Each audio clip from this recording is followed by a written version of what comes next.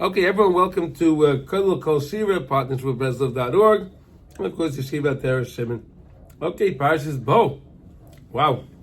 Very, very exciting Parsha.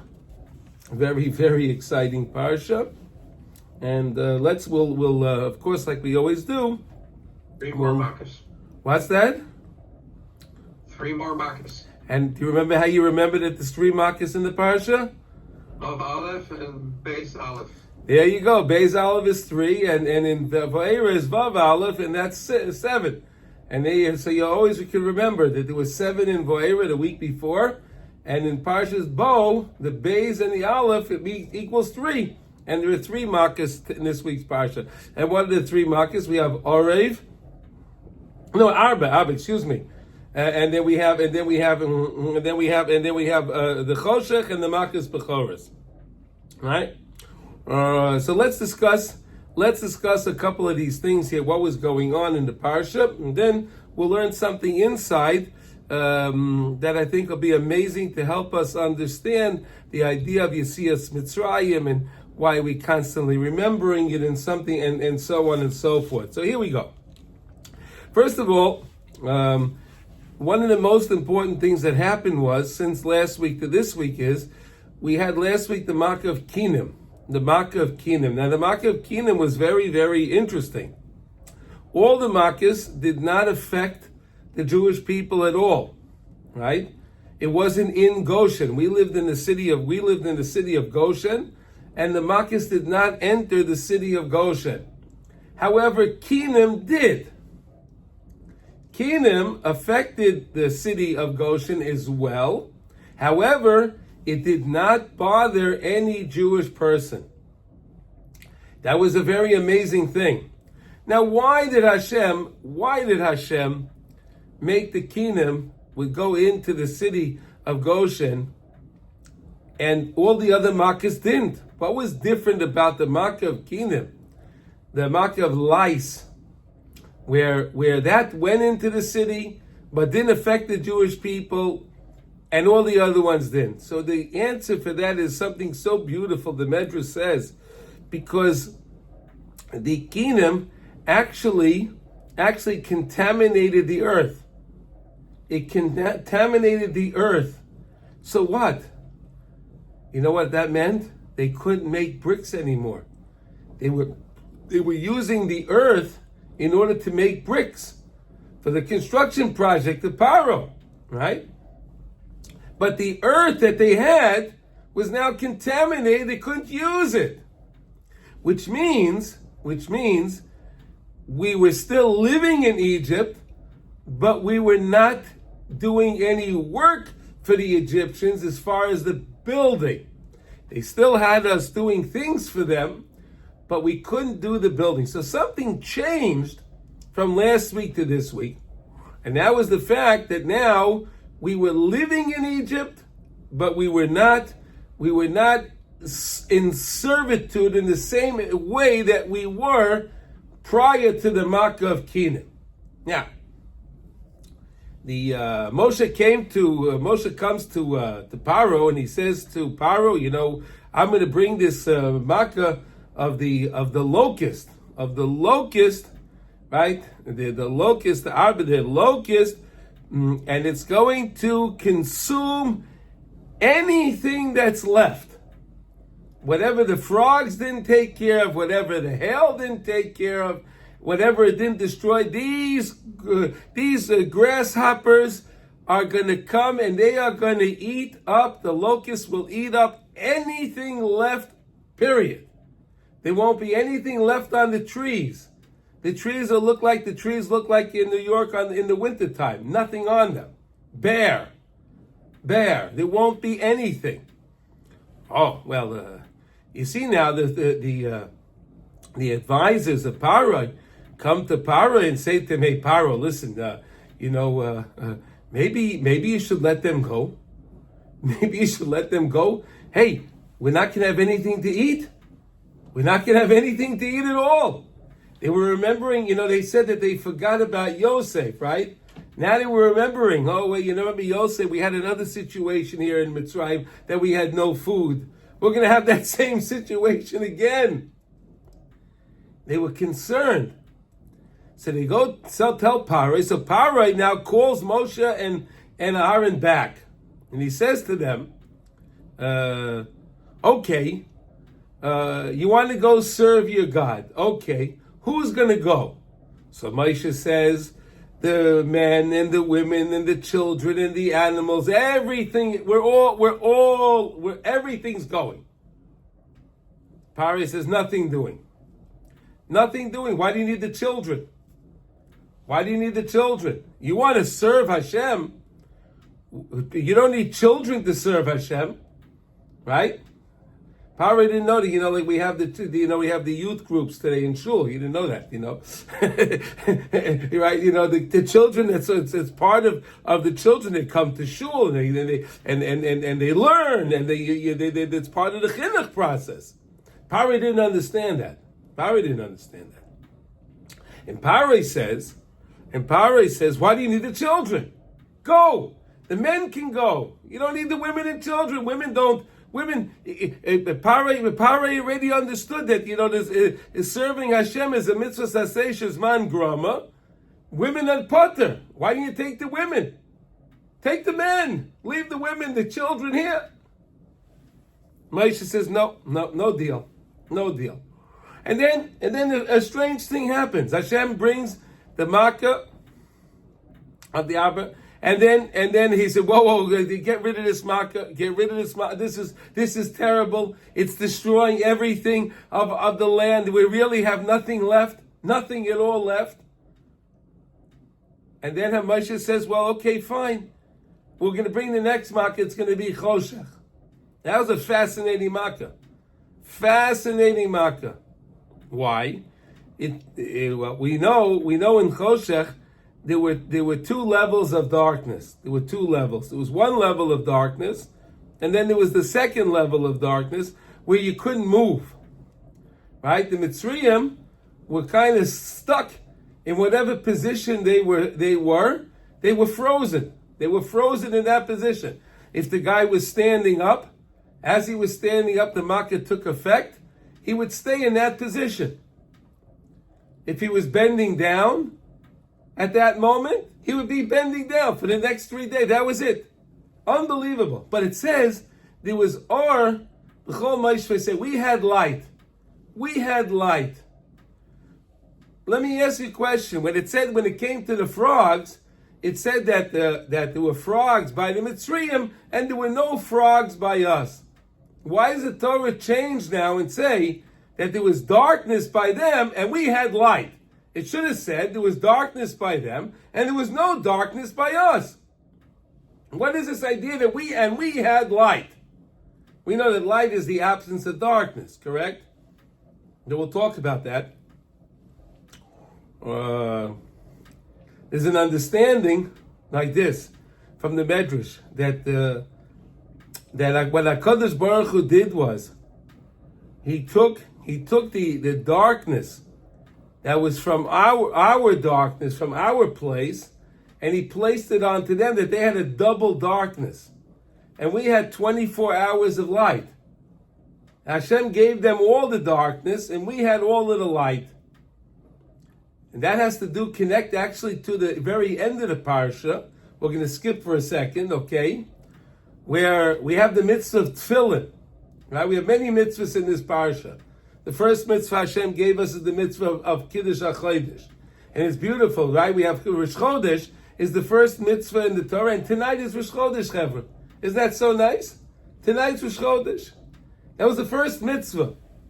And we know that the first Rashi in Chumash on Bereshis, right? Where Rashi says that, really the Torah should have started with Achodesh Hazeh Lachem Yir Rosh Chodashim.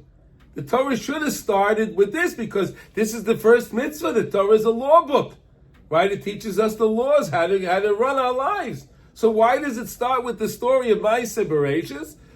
So that as the Rashi says over there, he brings Rabbi Yitzchak, he brings the Medrash that HaKadosh Baruch Hu created the world. He gave Eretz Yisrael to the Canaanim, right? To the Plishtim, the Canaanim, and all those doodleheads that were there. He gave it to them.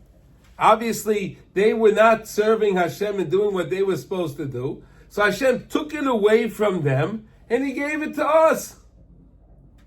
You know, I got to tell you something. We should take that Rashi and read that Rashi in the Knesset. Right? In the Knesset. Right? In the Knesset. Okay? And teach the Chevra there that this land was theirs, but Hashem took it away and gave it to us. And it's our land. And who are you guys to say that we can give this land away to the Palestinians? Who are you to say that? Hashem took it away and He gave it to us. It's ours. It's our ancestral land. Hashem gave it to us. Okay. It's a very strong point for me. Of course, we should take that. I say to read it by the Knesset because if you read that in the UN, they wouldn't even listen. At least the guys in the Knesset, they're Jewish, you know. So hopefully, HaKadosh Baruch Hu will help us with them. Okay, they're not these are people, unfortunately, that like to do anything against the Torah.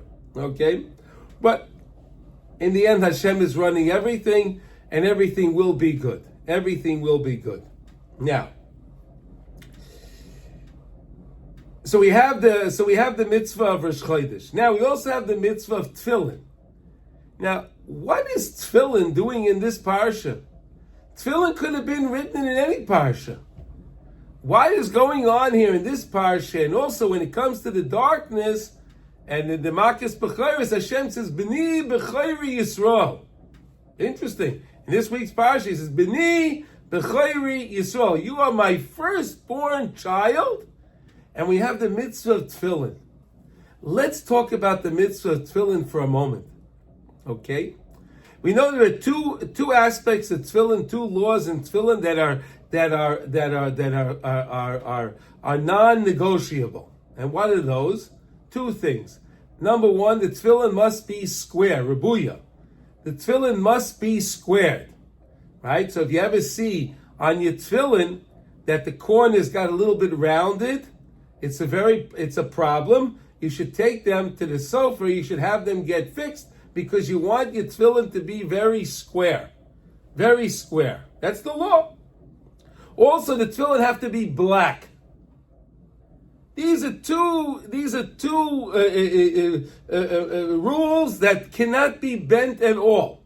If the tefillin are not completely black, if the tefillin are not completely square, they're not kosher. And that's, of course, like everything else, the parshas are good and everything. Why is that?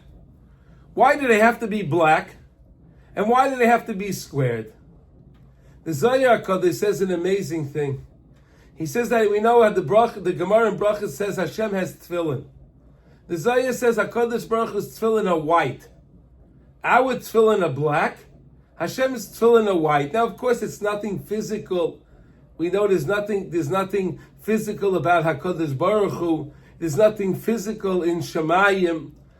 But there's such an idea that Hashem wears tefillin and His tefillin are white. Why are Hashem's tefillin white and our tefillin must be black?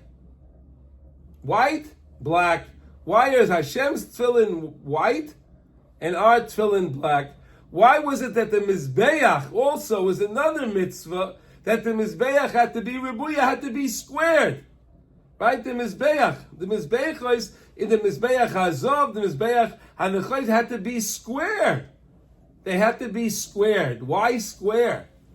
And why would the tefillin black? So listen to this unbelievable understanding. HaKadosh Baruch Hu has the ultimate light. HaKadosh Baruch Hu has light. He has the light, and Hashem is spewing the light. Hashem has light, and He's giving light off. We need to accept the light from Hashem. We need a kli. We need a vessel. The tefillin are our vessel. Why must the tefillin be black? What's the difference between black and white? White bounces off any heat, right? That's why if you live in a climate where it's very hot, or in the summertime, you're better off having a white car than a black car, right? In a black car, you're going to be much hotter than you'll be in a white car because the black car absorbs the heat, whereas the white car, the heat bounces off the car, correct? Practically, all right? So Hashem is giving the light, and we are wearing the black tefillin to accept the light. The tefillin is a receptacle to accept the light that HaKadosh Baruch Hu is spewing, giving over to us. That's why it's so important we wear the tefillin every day. Why must you have the tefillin every day? So you have the receptacle to receive HaKadosh Baruch Hu's bracha every day. Now I ask you, so why must it be square? You know why square? Because in nature, HaKadosh Baruch Hu doesn't make anything that's squared. Right? You have stones that can be round. You have different things that can be triangular. You can have all different things, but you don't find square. Square you have to make. That requires us to do something. The same idea we have in the Torah, we have the mitzvah, we have bris milah. Right? We have the bris milah. We have to do the bris milah by the Korban Pesach. Right? We have to do that also. That's something that we have to do. We have to perfect the guf. We have to perfect our bodies. That's something that we must do. Whereas the other things are done by HaKadosh Baruch Hu, but it's nothing on our part. And that's the idea that we have to do something. We have to do something in order to accept HaKadosh Baruch Hu's light. We have to work on our midos. We have to work on ourselves. This is the time of Shovavim. Don't forget, Chaver, we're in the weeks of Shovavim. Right? We're in the weeks of Shovavim. We're in the weeks that we can make tremendous repairs. And this is what it means to make the receptacle. That we have to be squared. We have to be squared. We have to do something. They say when it came to Rav Moshe Feinstein Zatzal, the great Gadol Hador, so people would bring their children to Rav Moshe and ask them for a bracha. Give me a bracha that my child should be a Talmid Chacham. Rav Moshe would say to them, I'm sorry, but if you want to be a Talmid Chacham, you have to work on that. That's something you have to work on. It's not going to come to you just on your own. It's not going to just come. You're not going to sit there and look at the things and it's just you're automatically going to become a big Talmid Chacham. No, you have to work on it. It takes a lot of work. You have to work at it. If you work at it, you can become a Talmid Chacham. This is what Moshe would teach. This is why the tefillin are black. This is why HaKadosh Baruch Hu's tefillin are white. Now we understand. Because Hashem is giving off the light, we are accepting the light. And the same way black accepts the heat, the mushal for the nimshal. Right? There's always the mushal for the nimshal. Why is it that black, that we would know that if you have a black car, it's going to be much warmer in the summertime than a white car? Why is that? Because that's what Hashem is showing you. I'm giving off the light. And you have to accept my light. How do you accept the light? We accept the light by doing tshuva, by saying the words of tshuva, saying the words of tefillah, of tachnun. When we say the tachnun, it's a tremendous thing. When we say the words and we talk, we make kalim. We make kalim to accept HaKadosh Baruch Hu's light. This is one of the reasons why we have also tefillin in the parsha. Because tefillin, the same way, let's say you have a police officer, right? So a police officer has a badge. He wears a badge on his heart, right? The police officer has the badge on his shirt, right? Usually on the left side of the shirt. That's where the police officer wears the badge, correct? And where else? He wears his cap, and there's a badge on the top of the cap, right? You ever see that? You ever see a police officer's uniform? Right? There's a badge on the hat, and there's a badge on his chest. That's our tefillin. That's our tefillin. We have the badge on our head, and we have the badge on our heart. That's the tefillin shel yad, tefillin shel rosh. That's on our guf. Right? That's something physical. And then HaKadosh Baruch Hu tells you must have a bris milah. You must have a bris milah because you're becoming the Am HaNivchar. We became the Am HaNivchar the night of the Korban Pesach, the night of the 15th, that night, the Etzem Halayla, on that night specifically, then we became the chosen people. And the nations of the world love us for that we're the chosen people, right? They love us. I say that very facetiously. They're jealous of us. The nations of the world are terribly, terribly, terribly jealous of us. They're terribly jealous of us. And we have to realize that we are different than everybody else. We may be people living in America, we may be people living in London and in France and in Australia, wherever we live, but we're different. We are Jewish. We are Jewish. We are not, people identify themselves, I'm American. No, you're not, you're Jewish. You happen to live in America, but you're Jewish. See, Parai, let's think about for a second here. Parai, once we weren't working, like we said, because the land was contaminated and we couldn't make the bricks. So Parai was saying, look guys, I want you to live here. I want you to live here. I know if you live here, you'll pay taxes, you'll help the economy, it'll be good. You'll be Egyptian citizens.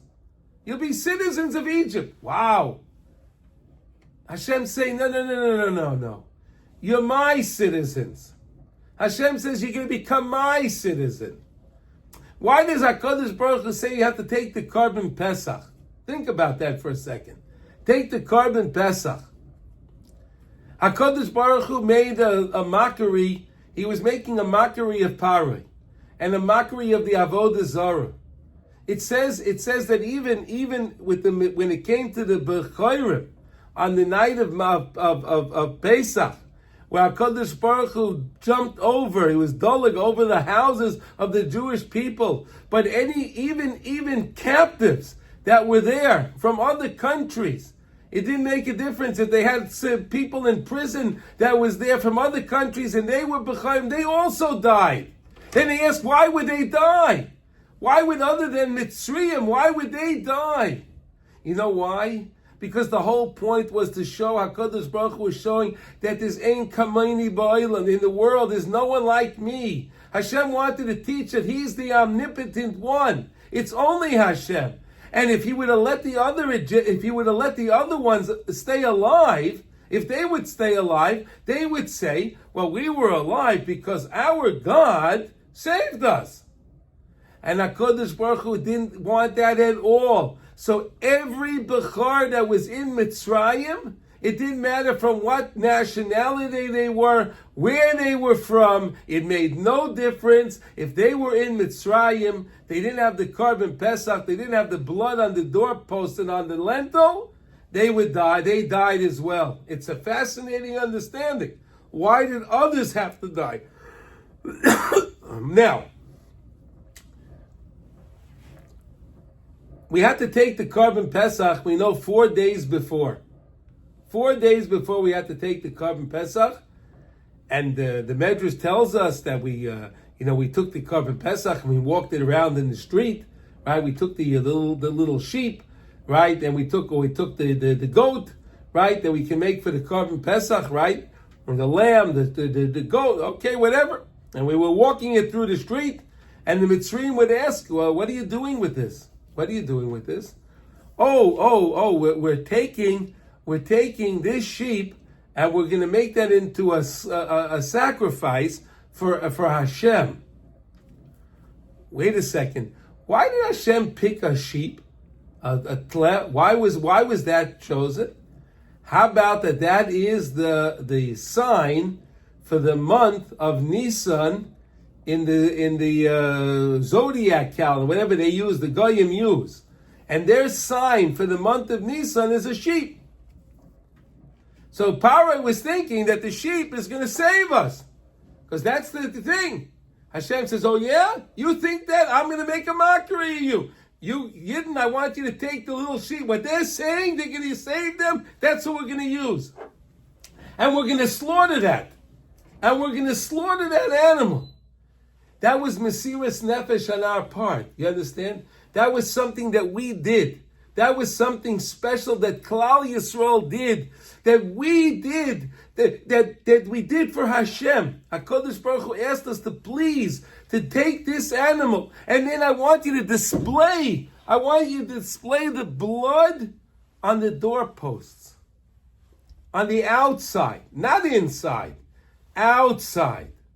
Can I ask you a question? HaKadosh Baruch Hu knew how to make the difference between all the makkahs that didn't affect the Jewish people. Did Hashem really need us? He couldn't make a determination who was Jewish and who wasn't Jewish. Did Hashem need that? Did Hashem need that we would put a sign on the door to know that there were Jewish people in this house? You ever think of that? Wouldn't Hashem know who's Jewish in the house? Hashem knows everybody. So why do we have to make a sign on the door? Anyone have a suggestion to that? Nobody has a suggestion. You do? Rabbi Yehuda, you want to say something? For the Jews themselves. What? The Jews themselves was a sign also. It was a sign for us to recognize we are different. Yeah. Exactly. We are different. We are not like the Egyptians. Parai said, live in Egypt. Hashem says, no. You're not going to be living in Egypt. You're going to be leaving Egypt. And I have to break that mentality. The mentality that we felt that we were subservient to our host country. Right? That we're to our host country. You could talk to people that are American, Canadian, and in English and in French, and they feel like they're very comfortable in their country. Hashem says, no. You're mine. You're different. You may be living in this country, but realize you're different. You're different. And that's why we always put a mezuzah on the door outside, right? To show that we're not the same as them. How do you know if there's someone Jewish? You look at the door. If there's a mezuzah on the door, you know he's Jewish, right? Why do we need a mezuzah on the door? It's to remind us. We always remember who we are, to remember Hashem in our lives. This is what HaKadosh Baruch Hu wanted so desperately, that he wanted that from us. He really wanted us to do that. So let's see now. There's so many other things to talk about in the parsha. I don't even know. Like this parsha is so full. I mean, where do you even begin, right? Okay, Hashem says to the Jewish people by the Makis B'chayris, right? Before he wants us to ask. He wants us to ask our neighbors, right? He wants us to ask our neighbors, please, Dabrin Noah, Ba'oz please ask them for their vessels, that they would give you the gold and the silver and the garments, that they should give it to you. Please ask them. Hashem says, why does Hashem say please? So let's go back to the Brisbane Absorim, right by Avram Avinu, where HaKadosh Baruch Hu said to Avram Avinu, Avram Meir Shani Inu Oisam Be'eretz Shelo for 400 years, they're going to be tormented, they're going to be enslaved for 400 years, but afterwards what? They're going to go Yetzu B'Rechush Gadol. They're going to go out with Rechush Gadol. They're going to go out with great wealth. Avram Avinu was in Shemayim, and Avram was saying to Hashem, hey, Hashem, so you kept your part of the deal, that we had to be in Mitzrayim, and look at how difficult the servitude was, right? There are those that say that the servitude was so difficult, that it was so strong. Only Hashem knows that even though we were only working for 86 years, you know that, right? We only worked in Mitzrayim for 86 years was the actual shibud. 86 years. And you know that's why we take the kos of the wine on Pesach. We have the Dalit Kosos, right? So we know from the four Lashonis of the Geula, okay? But why a kos? You have to use a kos. You know what the Gematria kos is? 86. 86. And 86 was the magic number that got us out. 86 is the magic number. Right? 86 is also is also 20%. 20% of the 430 years is 86. 86 is 20%. And it says, V'chamushim olu mimitzrayim. Some say that we went out. Yes, it has many meanings. Rashi gives us two meanings when it says V'chamushim olu mimitzrayim. One Rashi says V'chamushim, that we went out, we were armed. Chamush means armed. They'll ask you in Israel today, do you have any arms with you? Right? Are you armed? Are you armed? Right? We went out armed. Also, Rashi says it means that we only went out 20%. The Torah tells us this week that 600,000 men went out. 600,000 men went out with the children, not including the children. But that was only 20% of the Klal Yisrael that was there. That was only 20% of Klal Yisrael that was in Mitzrayim. We know that those that didn't want to leave, those that felt comfortable with their host nation, they felt comfortable with Mitzrayim. HaKadosh Baruch Hu got rid of them during Makas Choshech. Remember? During the Makkah of darkness, HaKadosh Baruch Hu got rid of them. Why did Hashem get rid of them during Makas Choshech? So therefore we will be able to bury them. We will be able to bury those people. And the Mitzrayim wouldn't say, oh, well, Hashem is punishing you the same way. So what? So what? Hashem is punishing you the same way. So Hashem made it that we died, that there are those that had to die during Makas Choshech. No one knew anything of it. We buried them and that was it. We buried them and that was it. That leads us to the next idea. When Hashem says to Moshe Rabbeinu, go to Parai and tell Parai that you're going to take out the Jewish people, that the Mamak is going to happen in Chatzois Laila. What does Moshe Rabbeinu do? Moshe Rabbeinu says, Kach Chatzois Laila. He tells Parai it'll be around Chatzos. It'll be around midnight, halachic midnight. It'll be around the midnight. Why does he say around the midnight? Do you know that? Do you know why he said that? He said around because no matter what, how terrible the Makkah Makas Bechoros was, that every Bechor, it didn't matter where they were, who they were. It didn't matter who they were, every single Bechor, every single firstborn died. Every single one of them. But the Egyptians would say, that's true. But you said that the Makkah would happen exactly at Chatzos, and our clock said that you were a minute off. You were a minute off. So therefore it wasn't such a big miracle. You understand that? And that's what people try to do. They try to do that all the time. You can tell someone something so great, and then one guy makes one comment, one little comment, and the whole thing becomes nothing. So Moshe Rabbeinu understood really well who he's dealing with. What kind of Rishayim these were. These were very special Rishayim. Very special. And Moshe Rabbeinu didn't want them to be able to say that to not recognize HaKadosh Baruch Hu. So he said, Kachat Sois Halayla. I'm going to go out Kachat Sois. It'll be around then. And then they'll have the Makkah, so they can't come back and say, well, yeah, he killed everybody, but he didn't do it exactly the time he said he was going to do it. You understand?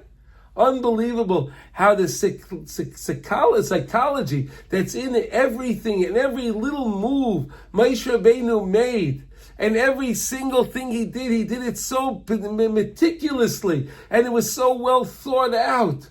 It was so well thought out, unreal to understand these things. But Hashem gave the chain. He gave the chain from the Jews to the Mitzrayim. So the Mitzrayim would want to give over all of the gold and the silver, so we will be able to go out with the Rechush Gadol. But we know really the Rechush Gadol was what? We got the Torah. The Rechush, what's the greatest wealth that we have? What's the greatest possession that any person has? The Torah that he learns. Any Torah that you know is your greatest possession. That's your wealth. People think they have a big a bank account and they have a lot of money in their bank and they think they're very, very wealthy. Nonsense. Nonsense. You don't take that with you. You don't take that money with you. You can't take it. What do you take with you? Your Torah, your mitzvahs, your ma'asim tovim. That's our true wealth. That's the rechush gadol. But again, HaKadosh Baruch Hu said, you know what? But you'll go out also with money also. You know, there's in the Torah, there's pardes, pshat, remez, drush, and soy. So on the pshat level, hey, you can go up with rechush gadol, you have to go out with money, right? If you understand the sod, what the secret really, what is the rechush, is the Torah, that's different. But on the pshat level, we had to go out with the money, and therefore HaKadosh Baruch Hu made that miracle that the Mitzrayim would give them all of the money. Now here's another interesting thing. It says that the Erev Rav went out with us. The Erev Rav. Who were the Erev Rav? Anyone know who the Erev Rav were? Erev Rav. Who are these guys? I'll tell you who the Erev Rav were. You know, when it came to the idea where Paroi said that, any male that'll be born in Mitzrayim, any male that'll be born, you have to kill them, right? There were a lot of mothers that said, you know what? I don't want my baby to die. And they gave their baby over to the Mitzri lady. Here, you take my baby. You take my baby, and therefore my baby will live. These children all grew up in the Mitzrayim's houses with all of the idolatry and all of the impurity of the Ervas Haaretz. And they were the Erev Rav. They were the Erev Rav. You see, we don't understand what an effect things have on a Jewish child. We can't understand it. A person thinks that my child, what do they know? What the children are very, very impressionable, and what the children see, it becomes very well rooted in them. And then unfortunately they grow up and they can grow up in the wrong way. Unfortunately, they're not learning the right things at home. They grow up in the wrong way, unfortunately. As we know, we all know about these things. And they were the Erev Rav. They were these Erev Rav. Where HaKadosh Baruch Hu said to Moshe Rabbeinu, you don't have to take them out. Moshe Rabbeinu said, yeah, I'm going to take them out. Hashem said to Moshe Rabbeinu, are you sure you want to take them out? Moshe Rabbeinu said, yes. And we know in the desert, the Erev Rav caused us a lot of problems. Right? They caused us a lot of problems. The Erev Rav were the ones always in the thing that started with the Egel Azov, the golden calf. And each time the Erev Rav were there. And let me ask you another question now. It's a very interesting point that I'd like to know if anyone has an idea about this, okay? Why when we were in the Egypt, in the desert, in the years after we left Mitzrayim, and then we came to the place where we had no water. And what did we say to Moshe? Maybe we should go back to Mitzrayim. We had no food. Maybe we'll go back to Mitzrayim. Can I ask you a question? Honestly. We all knew, maybe we still know some Holocaust survivors, right? Can I ask you honestly now, with any Holocaust survivor, Hashem should protect them all. They're all Kodesh Kedoshim.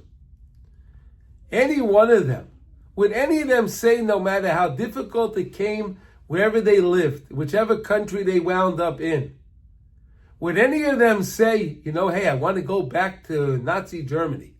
I want to go back to Poland. I want to go back to Auschwitz. Would any of them ever say that? Would any of them ever have an idea to say something like that? Never. We were in Mitzrayim, the worst work camp possible. And we would say, hey, we want to go back to Mitzrayim? Does anyone have any suggestion what we may have been thinking of saying that we want to go back to Mitzrayim? Can anyone offer me an answer now? I came up with something I want to share with you. Okay, is this an interesting point? Rabbi Yehuda, do you think this is an interesting question? Yeah. It is. Okay. I have a thought on that. You have a thought on it? So let's hear your thought. Mordechai, go ahead, Mordechai. So actually, there was a gentleman in Houston who was a Holocaust survivor. Yeah. His last name is Mitzner. Okay. And he became wealthy both financially as well as spiritually. Amazing. Very nice family. Amazing. So he went back to Poland and he bought up a ton of real estate there, which all grew and became even more wealthy. He actually owned he was in partners with a number of people, of the tallest building in Warsaw. Okay. It was like, in your face. We came back in this way. He didn't live there, although he did go back and live there occasionally. I mean, he was back and forth between the States. Okay, but no. But he didn't want to go back. He wouldn't want to go back to be in Auschwitz again. No. So here we're saying we want to go back to Egypt. So listen to this. We started out by saying that we only worked. If you look in Rashi comes up with this idea that the servitude started from the time Yitzchak Avinu was born. Yitzchak was born, and then the 30 years to the Bris Bein Absarim, and then you have the years till Kahos that went down with Moshe Rabbeinu. Kahos gave birth to Amram with Moshe Rabbeinu, and that you come up with the 430 years. But Saif Kol Saif, we only worked 86 years. So maybe they were saying like this, Hashem, maybe what happened was we were supposed to be there for 400 years and working in servitude. But we left early. Moshe Rabbeinu came, he took us out early, and that's why we don't have food. That's why we don't have water. That's why we have this problem and that problem, because we didn't finish what we were supposed to do. Unbelievable thinking, unbelievable understanding of what they were saying, why they wanted to go back to Mitzrayim. I'm telling you, you could go crazy to try to understand. What were they saying? Hey, I want to go. These are smart people. We're not talking about fools. They're smart people, and they want to go back to Egypt. And this can be one of the understandings of why they were going back. Why they were going back to Mitzrayim. Now let's talk about the idea of the Kiddush HaChodesh, right? We have this idea of Rosh Chodesh. Tonight is Rosh Chodesh. Reb Mordechai, you're in Israel. It's Rosh Chodesh already right now. You probably davened Arvit already, and you probably said the Alav Yavo. Okay, good. We're in the diaspora right now, and we're gonna have Rosh Chodesh in a little while. Okay. What is this idea of Rosh Chodesh? What is the idea that the moon has to be at its smallest, right? At its smallest point when you mekadesh the Chodesh. Why is Klal Yisrael compared to the moon? Right? These are all things that we learned over the years, but it's such a beautiful idea to always review these ideas, because these are such beautiful concepts that we can mamish use all the time, that we can always use. The moon. We know that Klal Yisrael is compared to the moon, right? We had in the daf yesterday. We were talking about when can you do Kiddush HaChodesh. Right? Can you do it on the 6th, on the 7th, on the 5th, till the 16th? Right? The Gemara was discussing that in such a beautiful idea, right? The whole idea of the Kiddush HaChodesh, right? But the whole idea of Rosh Chodesh, and why HaKadosh Baruch Hu makes it that Rosh Chodesh is when the moon is the smallest. It's at its faintest. The crescent of the moon is at its faintest point. That's when it's Rosh Chodesh. And the Jew has to always know that we have our ups and we have our downs. Right? We have our ups and we have our downs. I have a friend of mine, Rav Meir Elkabaz, he's a great guy. Rav Meir always tells me, he says, Jews always drink 7-Up. You should drink 7-Up. Because you're always going up. Sheva Yipol Tzadik V'Kam. Sheva Yipol Tzadik V'Kam, right? The Tzadik will fall down 7 times and he gets up. 7-Up. Okay, just a cute thing, okay? Cute. Jews should drink 7-Up. Okay. We fall down, but we know that every time we fall down, the only point to go down is so we should go back up higher. Every Yerida is only l'tzayrech the aliyah. Every time we go down, it's only to go back up. Hashem never wants us to actually go down. That's not the point for us to ever go down.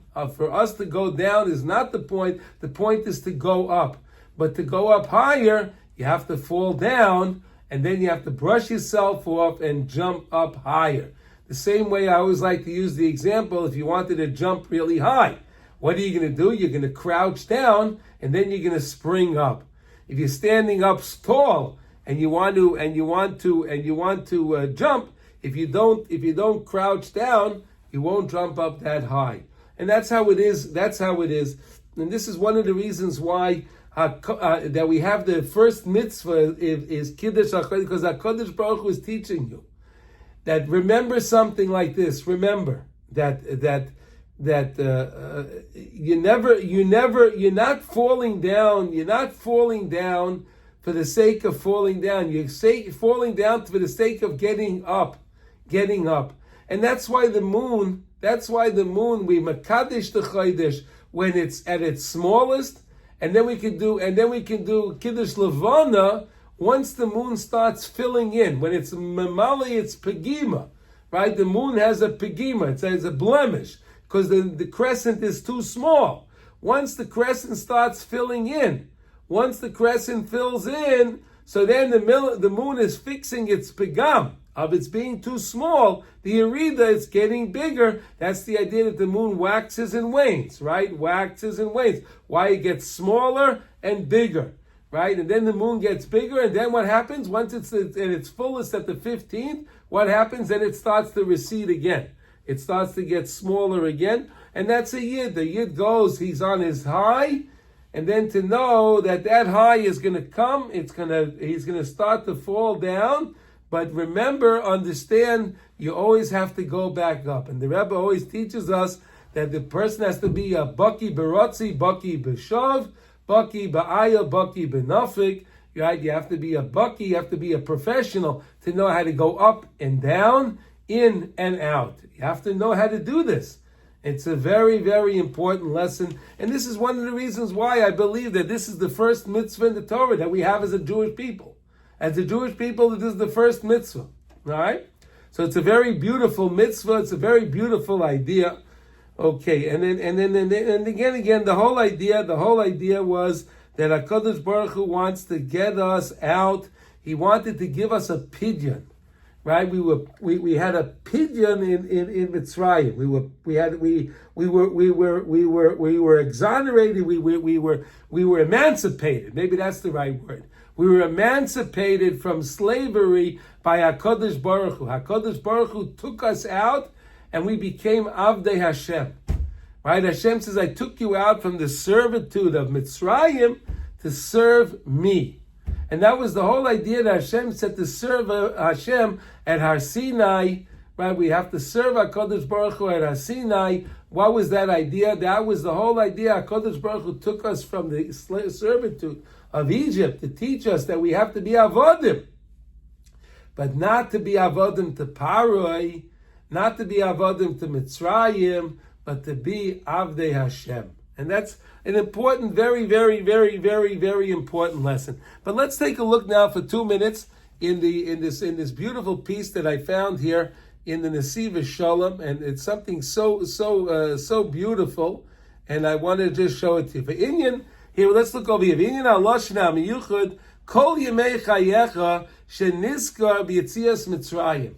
All the days of your life, you should remember Yetzias Mitzrayim. B'chein b'schiras Maman Har Sinai, the Ksiv Varm, Rak yishomer l'cho shmor nafshecha me'oid, pen tishkach es hadvar asher ro einecha, upen yasuru milvavecha kol yemei chayecha. Well, let's translate all of these words, right?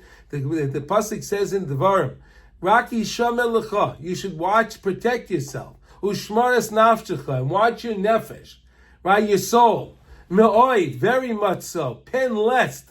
Tishkach, you'll forget. The things that you saw with your very eyes. Pen yasuru milvavecha, maybe you'll take out of you'll remove me from your heart. Kol yemei chayecha, don't do that. Hashem says you have to remember Har Sinai. The remez there al pi masha kosav hayesoid avoida b'shem Ari HaKadosh miyoyim brias oilam ein yoyim echad doimeh lechaveiroi. From the creation of the world, not one day is compared to the next day. You hear these words? This is brought from the Ari. Miyoyim, here, right here, look here. Miyoyim brias ha'oilam ein yoyim echad doimeh lechaveiroi. Not one day is compared to the next day. Every single day is miyuchad. Every single day is special. Every day. V'chol yom v'yom yesh tafkidim. You have special tasks to do every single day. Goals. Chadoshim v'tikunim chadoshim sheyehudi tzarech l'takei b'oisei hayoy. Every single day we're in this world, Hashem blesses us with another day. There is something else that we have to accomplish on this day that will only be accomplished on this day and not any other day. This is something special for this day. V'hatafkid ha'mechudash b'chol yom hu b'beis chalokim. And there's two ideas with this idea of this newness, right? The purpose of the day, two ideas. B'yisod b'sur meirav v'asei tov. You have to stay away from bad and also do good. Stay away from bad first and do good. Ubishneim tzarech liyos eitzel Yehudi b'bechinas b'chol yom yir beinecha k'chadoshim.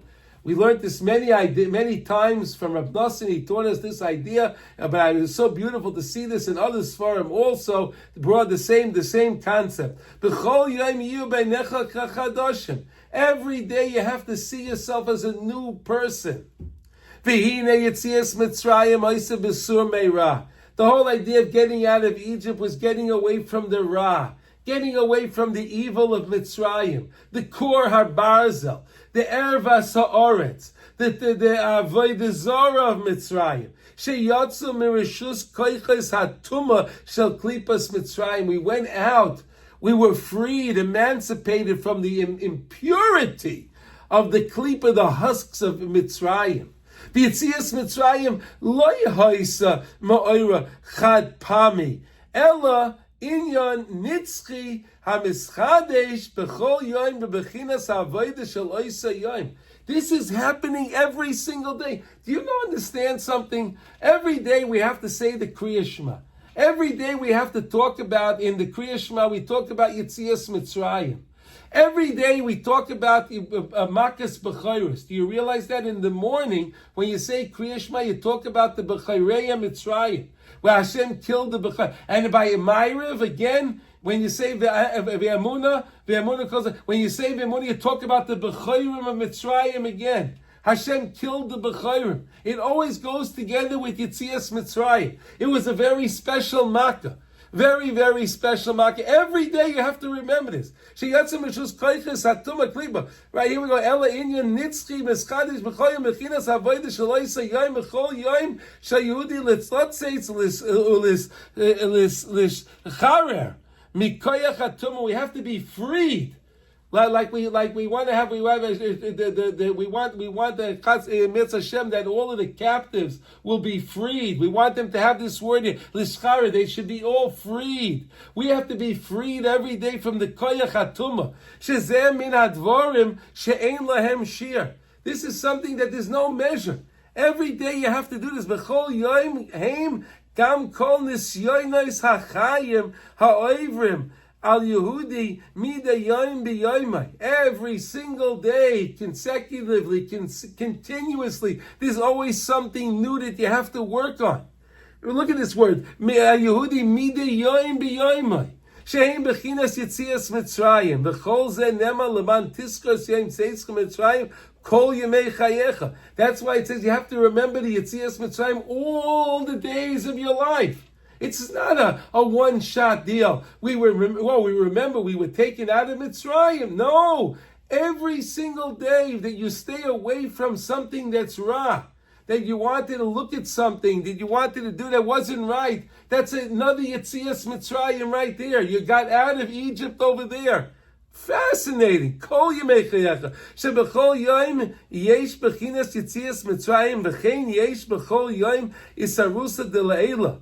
Shel bechinas Yitzias Mitzrayim shehuda yachol lotzeis mechelek hara hashaychim liyom hazeh. Every single day you can come out of something ra. You can remove yourself from something that was not pleasant, something that's wrong. You could take yourself out in a new way every single day. Every single day there's something new. V'kibalti ha'torah hoisa b'bechinas asei toiv. Right? Kabbalas ha'torah. What was Kabbalas ha'torah? Asei toiv. V'nichnasu l'gvul ha'kedusha. Now, when you leave the bed, you can enter the boundaries of holiness. You can enter holiness. You can't enter holiness if the person's still defiled with all of the tumah. You can't have tumah together with kedusha. So you have to remove yourself from the impurity to engage in the purity. So every day you first remove yourself from something that's impure, so that way you can enter in the realm of serving Hashem with the kedusha. And this has to be done on a regular basis. Okay, v'kabbalas ha'torah ha'isa b'chinas ha'toiv nichnas. Okay, now v'inyanei gam kein nitzchi, and this is something that's also eternal. Shebechol yom yesh Yehudi b'chinas kabbalas ha'torah ba'avoda. Every single day there's for a Jew kabbalas ha'torah ba'avoda in serving Hashem. Shel asei toiv ha'shaychis liyom hazeh. There's a new way to serve Hashem. Do you ever feel when you go to daven, you don't always feel the same way? You don't always feel the same way when you're davening. You're feeling different things. There's something new. You have a new understanding of something. You see something special today that you didn't see before. You see something new. You see something that you revealed, that you discovered today that you didn't know before. And that's the beauty. That's what it means. V'zeh inyan pen tishkach upen yasurum elvavecha kol yemei chayecha yom asher amadat lefnei Hashem elakecha b'chayrev. The day that we stood by Hashem on Mount Sinai. Chayrev is called Mount Sinai. Chazal say, why is Mount Sinai called Chayrev? Because that was the place where Bezdin got the right to do Mises Bezdin. Right? The Gemara is talking about now, if you're doing the Daf Yomi, you're talking about all the different Mises Bezdin. Right? Today's Daf, they were talking about a person that has the person that was the Makalel, the Makaishish Eitzim. You have to stone the person. Where did all of this come about? Because of Har Chayre. Because he came to Mount Sinai. Mount Sinai has another name of Har Chayre, because that's where Bezdin got the right to do Mises Bezdin. We say this every morning in the davening.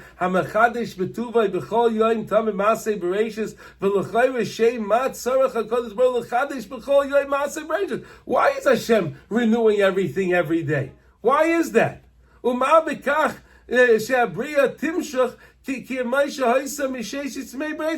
would be the difference if the world just continued? It was a continuation. What would be the difference? Why does HaKadosh Baruch Hu have to make it new? Ela shezeh koyach miyuchad shenasan HaKadosh Baruch Hu bebriya shehi mischadeshes b'chol yom kidei shemikoyach zeh yochel gam Yehudi l'schadesh kebriya chadasha u'lemala es tafkidav ma'amischadshim b'chol yom. So therefore I can renew myself, and I can make myself something special today, more than I was yesterday and different than I'll be tomorrow. It doesn't matter. Today I make the best of what I can do today. Binyan Yetzias Mitzrayim b'chinas Yom Hashem Amantav Fnei Hashem b'chayv Yetzias Mitzrayim Kodma l'Matan Torah. Yetzias Mitzrayim was before Matan Torah. Why? By Tzeischah Es Ha'am in Mitzrayim Tavdon Es Hashem Elokecha Lahar. I took you out of Mitzrayim. Why? So you should be able to serve me on the mountain. Al derech shesur merak koidim la'asei toiv. Because you first have to remove yourself from the bad in order to engage in the good. Therefore, Yetzias Mitzrayim was removing ourselves from the bad. How do we remove ourselves from the bad? By having Rosh Chodesh. We did the Korban Pesach. We have the Tefillin. Right, in the Parsha. These are the mitzvahs that we have in the Parsha. These are the mitzvahs that make us special to separate us from Mitzrayim. That we're not part of that. So we remove ourselves from the Ra, so therefore we can engage in the good. Okay, Casey, Kol B'chor Be'ez Mitzrayim, Hidashti Li Kol B'chor B'Bnei Yisrael. On that very day, that Hashem took away, got rid of all of the Bechorim of Mitzrayim, He sanctified all of the Bechorim of the Jewish people. We all became sanctified. We became the Am HaNivchar, the chosen nation, on that, the Etzem HaYom Hazeh, on that specific day. On that specific day is the day that we became. Kashen is Batlu Kol Koichas Atumim, because that was when all of the impurity was nullified. Hashem sanctified every single Jew bebeis chelkei avoda alolu miluyim as Yehudi. That fulfills the Jew b'chol yom v'yom mimei chayav in all of his days. And I think we'll stop. We'll probably stop over there because I think we're out of time right now. Does anyone have any questions of all the things we said? Does anyone have any questions? Any comments? Before we close. No, everything's clear. We understand why we have in the Torah, why the Egyptians left us, that we had no more work to do. The Egyptians just wanted to keep us there because of the kingdom. We couldn't do any more work, but He wanted to keep us there, and Hashem said, no, you're not going to stay there. You're not going to be Egyptians. I'm going to take you out to the chosen nation to come to my land. You're going to come to my land, and you're going to be the people you have to be in my land. This is what Hashem wanted from us. Paro said, no, I want you to stay here. Stay here. You'll be citizens of my country. Hashem said, no. Get out of there. We don't want you there. This is the Erev Asaret. You got to get out of there. You got to get out of there. It's unbelievable to understand that. Mamish unbelievable. And then HaKadosh Baruch Hu says, how are you going to be able to do that? You have Kiddush HaChodesh, Rosh Chodesh, and you have Mila, and you have Tefillin, and through these mitzvahs, you'll be able to become the Yam HaNivchar. And I wish everyone should have a wonderful Rosh Chodesh, and of course a Lechtig in Shabbos. And I thank everyone that joined us. And Mitzvah Hashem will come back next week at the same time, same station. Okay, everybody? Shkoyach everybody for joining. Kol Tuv.